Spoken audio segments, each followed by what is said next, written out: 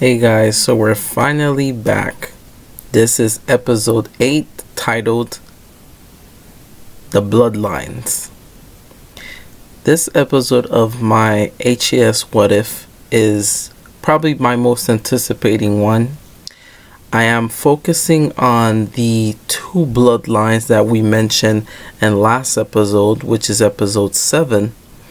We did mention that in the down part of the lineage of the witches, it was broken down into two parts: the warlocks and the witches of the Miss Robichaux. So the Hawthorns and the Robichaux, I believe those were also the original names of the children of the Scaffage, which is the first supreme. The 13 branches, or you could call it the 13 generations, I believe are the generations that each of the witches were born into, and that those crossover witches were the ones that literally cause the whole HAS universe.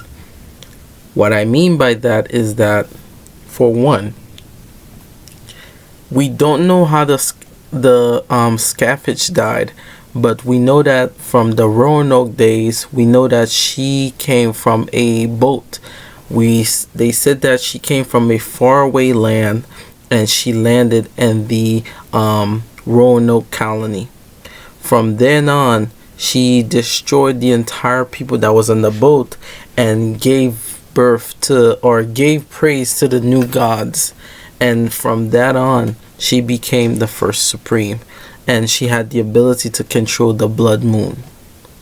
If you ever seen the IGN channel, there's a show that's called Salem, which focus on the prequel, I would say, even though it's not connected to Ryan Murphy, but it prequels the Salem witch trials and Tituba, which there was a conversation that was mentioned back in Coven where Fiona and Marie Laveau was giving each other, blows for blows, and they were discussing that the lineage of each of the bloodlines, and Tituba was a name that was brought up. Now, on that prequel show, Salem, Tituba was the first slave that gave power to the other side, which was the witches. And Fiona even mentioned that Tituba didn't know how to read, but in a way she still managed to give them their crown, thus becoming the new rulers. But in return, they betrayed Tituba, and Marie Laveau mentioned that you guys made her a slave, but over the years she learned all those things from 1,000-year-old line of shamans, and they're the one that gave it to the girl of Salem's. And from then on, we saw an apocalypse. The table was split between the warlocks, which is the Hawthorns, and the Robichaux. Those two are the children of the Scaffage. I am naming it today because that would explain how one side is the higher branch and then the other half is the lesser branch. But in the outcome, the other side is praising that one day they will have a person that is equivalent or greater than the supreme. Because I feel as if the supreme on the witch female side suppress the male counterpart from not emerging. And they even mentioned that because not in the history they never heard of that there's a male supreme. And I think due to Mallory going back on time, there's a lot of unmissing questions that we never got answered to.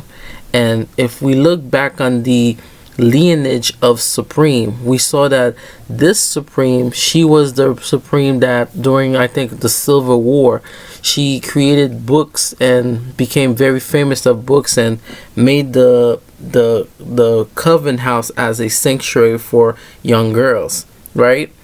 The second Supreme, she was closer to the Salem days where she actually sacrificed herself, and by sacrificing herself for the Coven, she was able to make another Supreme ascend very quickly. So her term as Supreme was actually shorter. The third Supreme we seen was the Mimi de Lampre, which Mimi de Lampre is heavily connected to Constant Langdon, which they say the Delampres and the Constants are a close relative. So that will be a timeline that we will go back and visit in the future.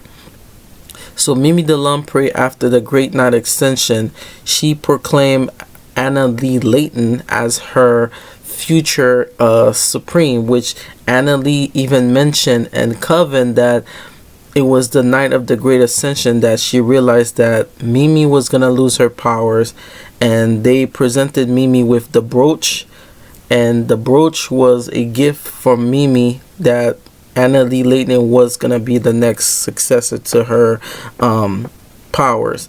Then Anna Lee didn't manage to live that long because Fiona ended up killing her and getting the power. So out of all the Supreme in history, Fiona Good is actually the youngest Supreme to gain her powers, and she's probably the longest reigning Supreme because every Supreme that she tried to find out who was their successor, it was kind of like the bloodline started going down even further down because they couldn't find a successor until Zoe and all these other girls started coming in, which started influencing that Fiona's power was getting weaker even more. The last Supreme we have, which is the only Supreme that is connected to the previous Supreme, was Cordelia. And Cordelia is the only daughter of a Supreme that we know about. And we don't know if, like I said in previous episodes, we don't know if other Supremes have children. But I believe the only other Supreme that has children is the Scavenge, who is the first Supreme, and the second and third Supreme were a male and female, and those two started separating, becoming the Hawthorns as well as the Robichauds, and that would explain the last Supreme we have, which is Mallory, who actually went back in time due to her closeness to the Salem, which is closer to the Scavenge. So anybody that's closer to the Salem witches are closer to Scavenge, which her bloodline traced back all the way up to the Salem trials. She remembers everything because she was the previous Supreme in the future. Because of her going back, she's able now to say that she could retain the information, but she could live in the same time and space when Cordelia was reigning as Supreme. So that would explain the 13 branches of generation of Supremes. And I believe that for season 13 or even season 12, I wish they could make a Warlock season or a season where it based on the bloodline of each character. So let me know what you guys think. Make sure you guys like and subscribe. See you guys soon for the next episode.